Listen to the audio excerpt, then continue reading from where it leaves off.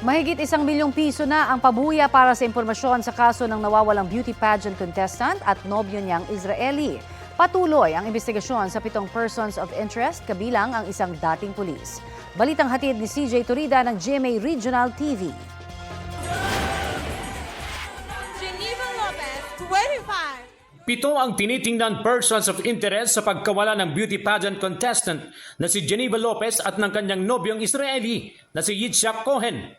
Ayon sa Heaven and Criminal Investigation and Detection Group, kasama rito ang dating Police Angeles City na nagsilbing middleman sa bibilhing lupa ng magkasintahan. Ito ang POIs natin, kasama na yung dating pulis. Na Ito ang naging persons of kausap interest. Oo.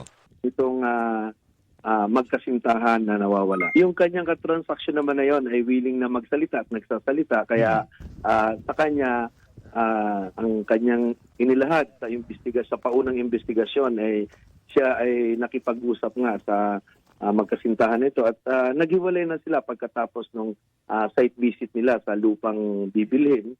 Nabalitaan na lang daw ng middleman na nakita ang tungkol sa nakitang abandonadong SUV. Base sa isinagawang macro-etching ng pulisya, lumabas na hindi tampered ang chassis at engine number ng naturang sasakyan. May mga nakuha ring fingerprint ang SOCO mula rito na malaking tulong para matukoy kung sino-sino ang gumamit nito. Tinitingnan ng binuong Special Investigation Task Group ang lahat ng anggulong pwedeng makatulong sa investigasyon. Sa ngayon, wala pang nakikitang indikasyon ng PNP-CIDG na patay na ang magkasintahan. Malabo pa po yung ganong anggulo dahil sa ngayon ay wala po tayong nakikitang body or anything na makakapag-ugnay kung sila ay buhay o patay. Pero we are hoping na sila ay buhay. Wala pang bagong pahayag ang kanilang mga pamilya.